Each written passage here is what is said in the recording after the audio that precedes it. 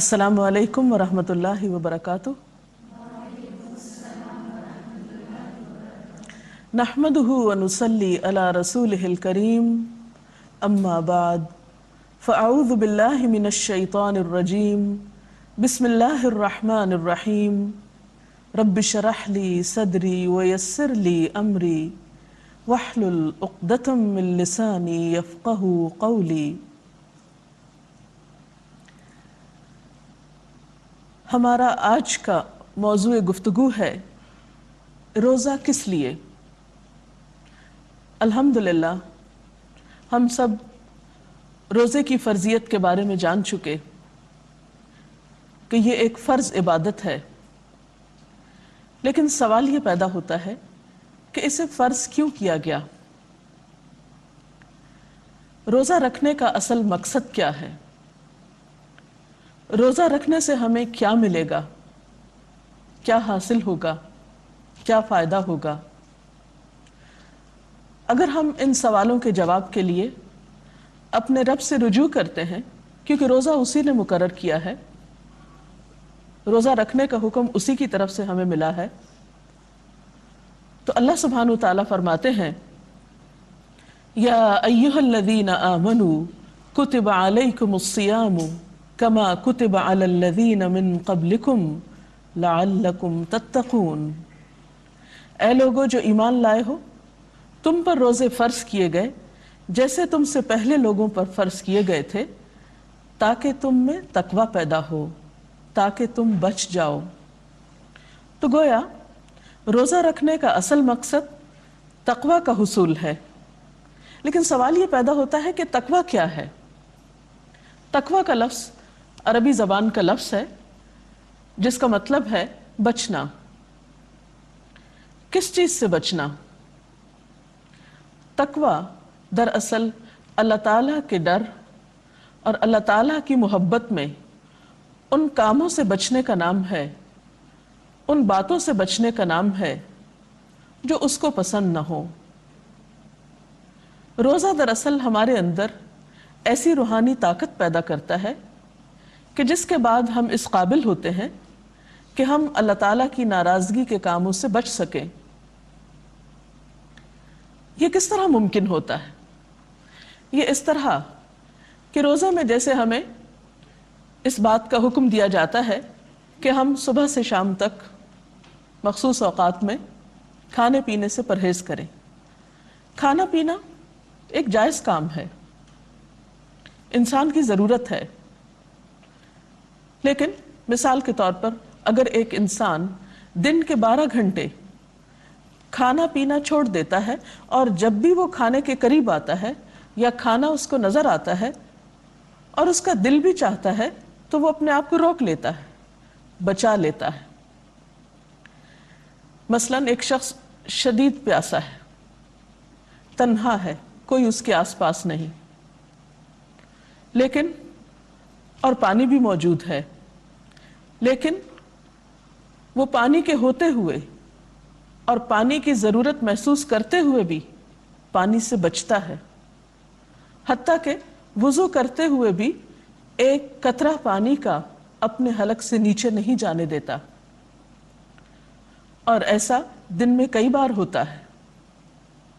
ایک شخص بھوکا ہے، کھانا موجود ہے، کوئی دیکھ نہیں رہا، صرف اس کو اس بات کا احساس ہے کہ میرا رب مجھ کو دیکھ رہا ہے۔ دن میں بار بار اس احساس کا پیدا ہونا کہ میرا رب مجھ کو دیکھ رہا ہے، اور اس احساس کے تحت جائز اور حلال چیزوں سے بچ جانا، رک جانا، اسی کا نام تقوی ہے۔ روزہ دراصل ہمارے اندر چیز کی پریکٹس اور اسی چیز کی ایکسرسائز کراتا ہے، اور یوں ہم بچنے کی عادت سیکھ لیتے ہیں۔ اسی طرح روزے کی حالت میں کچھ اور چیزوں سے بچنے کے لیے بھی کہا گیا، اور وہ بھی جائز اور حلال ہیں۔ تو دراصل یہ ساری تربیت اور ٹریننگ اس چیز کا نام ہے کہ جس رب کے حکم سے انسان حلال چھوڑنے کی قوت اپنے اندر پاتا ہے، اسی رب کے حکم سے پھر وہ حرام اور گناہ کے ان کاموں سے بھی بچے جو رب کو پسند نہیں۔ اور ایک بندہ مومن کو اس بات کا تو بہرحال دھیان رکھنا ہی ہے کہ وہ اپنے رب سے ڈر کر زندگی بسر کرے۔ نبی صلی اللہ علیہ وسلم نے تقوی کا مقام دل کو بتایا، یعنی تقوی ایک ایسے احساس کا نام ہے جو انسان کے دل کے اندر ہوتا ہے۔ اور آپ سب جانتے ہیں کہ دل کے معاملے بہت مضبوط ہوتے ہیں، یا دل کے معاملے بہت شدت کے ہوتے ہیں۔ جس چیز کو انسان کا دل چاہتا ہے پھر اسے ہر قیمت پہ کرنے کو تیار ہو جاتا ہے۔ جو چیز انسان کے دل کو لگ جاتی ہے، جس چیز کا انسان اپنے دل سے عہد کر لیتا ہے، پھر اسے عملی زندگی میں بھی لانے میں اس کو کوئی مشکل نہیں ہوتی، خواہ دل کی یہ خواہشات درست سمت پر ہوں یا پھر غلط سمت پر ہوں۔ آپ نے دیکھا ہوگا کہ عموماً دل کے معاملات میں انسان بے بسی کا شکار ہو جاتا ہے۔ تو روزے کی حالت میں، رمضان المبارک میں، ہمیں اپنے دل کی بھی کچھ ایسی تربیت کرنا ہے کہ اس کے اندر اللہ تعالیٰ کی رضا، اللہ تعالیٰ کی پسند، اللہ تعالیٰ کی خوشی کے کاموں کا ایسا جذبہ، ایسی طاقت اور ایسی قوت پیدا ہو جائے کہ ہم نیکی کے کام خوشی سے کر سکیں۔ اسی طرح ہم دیکھتے ہیں کہ روزہ رکھنے کے لیے سحری کی بہت تاکید کی جاتی۔ آپ سب جانتے ہیں کہ سحری کا وقت ایسا وقت ہوتا ہے جب کسی کا کھانے کو دل نہیں چاہ رہا ہوتا، لیکن پسندیدہ عمل کیا ہے کہ اب کھاؤ۔ رات کو ہم جب سارے دن کے کام کاج اور روزے کی ایک کیفیت کے بعد تھکاوٹ کا شکار ہوتے ہیں، سونا چاہتے ہیں، تو پسندیدہ ترین عبادت تراویح ہمارے لیے رکھ دی گئی۔ تو گویا جب کھانے کو دل چاہتا ہے تو کہا جاتا ہے مت کھاؤ، جب سونے کو دل چاہتا ہے تو کہا جاتا ہے مت سو، ابھی عبادت کچھ اور کر لو۔ جب ہمارا کھانے کو دل نہیں چاہ رہا ہوتا تو کہا جاتا ہے کھاؤ، اس وقت کھانے سے تم پہ رحمت نازل ہوگی، فرشتے تمہارے لیے دعائیں کریں گے۔ تو گویا ایک پورے مہینے میں ہم اپنے آپ کو ایک ایسی تربیت میں پاتے ہیں کہ بہت سی چیزوں میں اپنے دل کی مرضی کے خلاف جانا سیکھتے ہیں، اپنے نفس کے خلاف جانا سیکھتے ہیں۔ اس طرح وہ مقصد پیدا ہوتا ہے جو دراصل اللہ تعالیٰ نے روزے کے پیچھے رکھا ہے کہ تمہارے اندر تقوی پیدا ہو۔ اب سوال یہ پیدا ہوتا ہے کہ تقوی آنے سے ہوگا کیا؟ تقوی کیوں پیدا ہو؟ اگر واقعی ہم اس بات میں کامیاب ہو جائیں، اس کوشش میں کامیاب ہو جائیں کہ اس رمضان میں ہم اپنے اندر تقوی کی ایک کیفیت پائیں، کیونکہ تقوی کا مرکز دل ہے اور ہر شخص اپنے دل کی حالت کو دیکھ کر یہ پہچان سکتا ہے کہ اس کے اندر کتنا تقوی پیدا ہوا ہے۔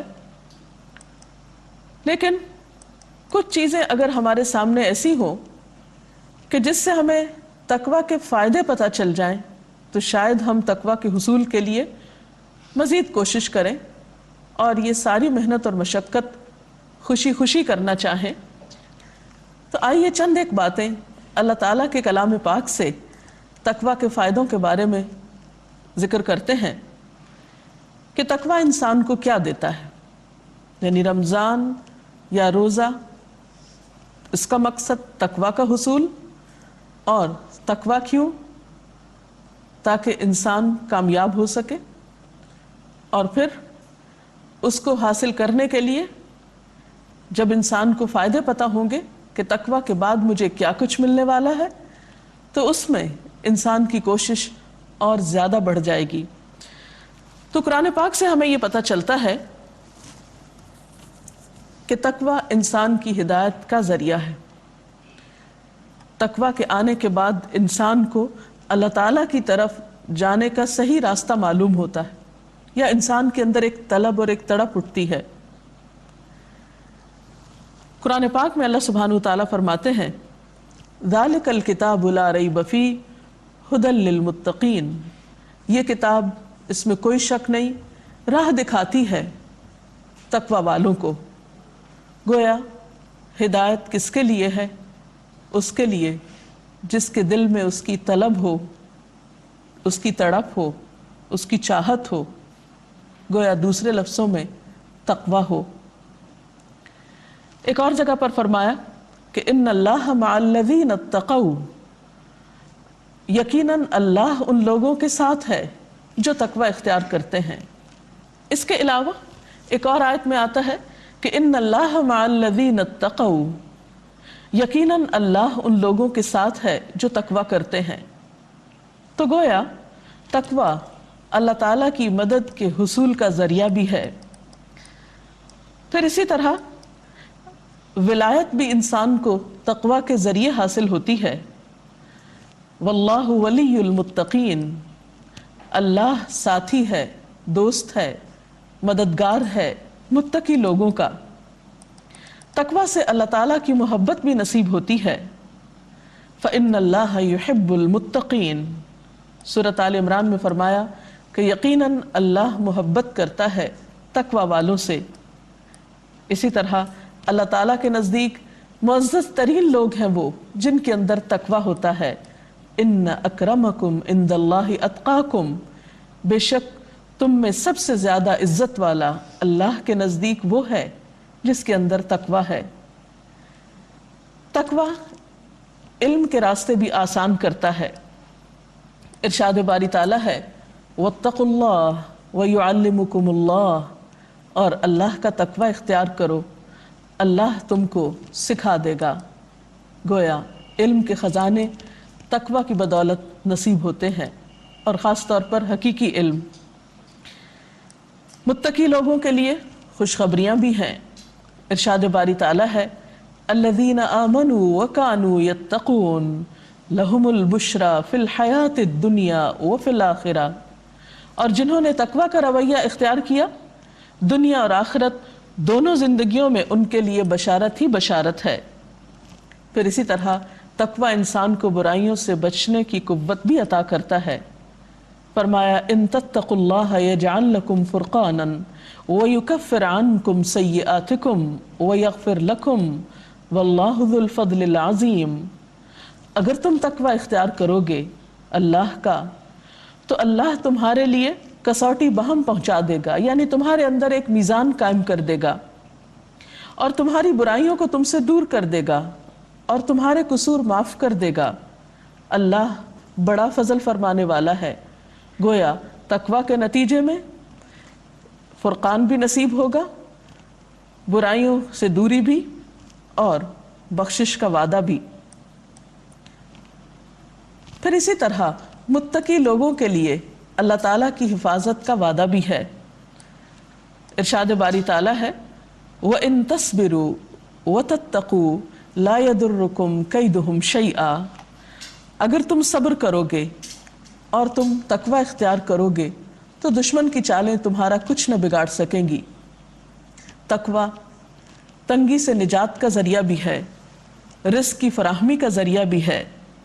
ارشاد باری تعالیٰ ہے وَمَن يَتَّقِ اللَّهَ يَجْعَل لَّهُ مَخْرَجًا وَيَرْزُقْهُ مِنْ حَيْثُ لَا يَحْتَسِبُ، اور جو کوئی اللہ کا تقوی اختیار کرے گا اللہ تعالیٰ اس کے لیے مشکلات سے نکلنے کا راستہ پیدا کر دے گا، اور اس کو وہاں سے رزق دے گا جہاں سے وہ سوچ بھی نہ سکتا ہوگا، جدھر کا اس کو خیال بھی نہ ہوگا۔ گویا رزق کی فراہمی کا وعدہ بھی تقوی کے ساتھ ہے۔ اسی طرح زندگی کی تاریکیوں میں اجالا بھی تقوی سے۔ فرمایا اتقوا اللہ، اللہ سے ڈرو، وآمنوا برسولہ، اور اس کے رسول پر ایمان لاؤ، یؤتکم کفلین من رحمتہ، وہ اپنی رحمت میں سے تمہیں 2 حصے عطا کرے گا، دوہرا حصہ دے گا، وَيَجْعَلْ لَكُمْ نُورًا تَمْشُونَ بِهِ، اور تمہیں ایسا نور عطا کرے گا، ایسی روشنی عطا کرے گا کہ جس سے تم دنیا میں زندگی بسر کر سکو گے، تم چل سکو گے۔ پھر کاموں میں آسانی کا وعدہ بھی تقوی کے ذریعے۔ فرمایا وَمَن يَتَّقِ اللَّهَ يَجْعَلْ لَهُ مِنْ أَمْرِهِ يُسْرًا، جو شخص اللہ کا تقوی اختیار کرے گا وہ اس کے لیے اس کے کام میں آسانی پیدا کر دے گا۔ پھر اسی طرح گناہوں سے چھٹکارے اور اجر میں اضافے کا ذریعہ بھی تقوی ہی ہے۔ وَمَن يَتَّقِ اللَّهَ يُكَفِّرْ عَنْهُ سَيِّئَاتِهِ وَيُعْظِمْ لَهُ أَجْرًا، اور جو اللہ سے ڈرے گا اللہ اس کی برائیوں کو دور کر دے گا اور اس کو بڑا اجر عطا کرے گا۔ پھر اسی طرح زمین و آسمان کی برکتیں بھی تقوی کے ذریعے، وَلَوْ أَنَّ أَهْلَ الْقُرَىٰ آمَنُوا وَاتَّقَوْا لَفَتَحْنَا عَلَيْهِمْ بَرَكَاتٍ مِّنَ السَّمَاءِ وَالْأَرْضِ، اگر بستیوں کے لوگ ایمان لے آئیں اور تقوی کی روش اختیار کریں تو ہم ان پر آسمان و زمین سے برکتوں کے دروازے کھول دیں۔ پھر آخرت میں جنت کا حصول بھی تقوی کے ذریعے، ان للمتقین عند ربہم جنات النعیم، یقیناً خدا ترس لوگوں کے لیے ان کے رب کے ہاں نعمت بھری جنتیں ہیں۔ گویا تقوی دنیا اور آخرت کی سعادتوں کا ذریعہ ہے۔ ایک حدیث میں آتا ہے، حضرت معاذ بن جبل سے روایت ہے، کہتے ہیں کہ جب رسول اللہ صلی اللہ علیہ وسلم نے انہیں یمن بھیجا گورنر بنا کر، تو ان کی روانگی کے وقت نبی صلی اللہ علیہ وسلم نے ان کو ان کے کام کے بارے میں کچھ ہدایات دیں اور کچھ دیر ان کے ساتھ ساتھ چلتے بھی رہے۔ حضرت معاذ سواری پر تھے اور رسول اللہ صلی اللہ علیہ وسلم ان کی اونٹنی کے ساتھ پیدل چل رہے تھے۔ جب آپ انہیں نصیحتیں فرما چکے تو فرمایا، اے معاذ، شاید اس سال کے بعد تم مجھ سے نہ مل سکو، اور شاید تم میری اس مسجد اور میری قبر کے پاس سے گزرو۔ یہ سن کر معاذ رضی اللہ تعالی عنہ نبی صلی اللہ علیہ وسلم کی جدائی کے صدمے سے رو پڑے۔ پھر آپ مدینہ کی طرف مڑ گئے، واپسی کا راستہ اختیار کیا اور فرمایا، میرے نزدیک پرہیزگار لوگ ہوں گے، خواہ وہ کوئی بھی ہوں اور کہیں بھی ہوں۔ گویا معاذ کو آخری نصیحت اور آخری وصیت جو آپ نے فرمائی وہ تقوی کی تھی کہ اے معاذ، اگر تم میری قربت چاہتے ہو تو خواہ تم کہیں بھی ہو، تم میرے قریب ہو، اگر تمہارے اندر تقوی ہے۔ تو گویا اللہ تعالیٰ کے قرب کا ذریعہ، نبی صلی اللہ علیہ وسلم سے قرب کا ذریعہ تقوی ہے، اور رمضان ایک بہترین موقع ہے اس تقوی کے حصول کے لیے۔ تو ناظرین، انشاءاللہ رمضان المبارک ہم سب کے لیے تقوی کے حصول کا ذریعہ بنے گا۔ اس کے ساتھ ساتھ ہمیں اللہ سبحانہ و تعالیٰ سے دعا بھی کرنی چاہیے، اور اس کے لیے بہترین دعا نبی اکرم صلی اللہ علیہ وسلم نے خود سکھائی، اور وہ کیا ہے کہ اللہم آت نفسی تقواہا وزکھا انت خیر من زکاہا انت ولیہا ومولاہا۔ اس کا ترجمہ ہے، اے اللہ، تو میرے نفس کو اس کا تقوی عطا کر دے اور اس کو پاکیزگی عطا کر دے۔ تو ہی بہترین پاکیزگی عطا کرنے والا ہے، تو ہی اس کا کارساز اور بہترین مولا ہے۔ تو اللہ تعالیٰ ہم سب کو اس رمضان میں تقوی کی بہترین دولت عطا کرے اور اس تقوی کے ذریعے دنیا اور آخرت کے فائدوں سے معمور فرمائے۔ اس کے ساتھ ہی اس پروگرام کا وقت ختم ہوتا ہے۔ کل تک کے لیے اجازت، اللہ حافظ۔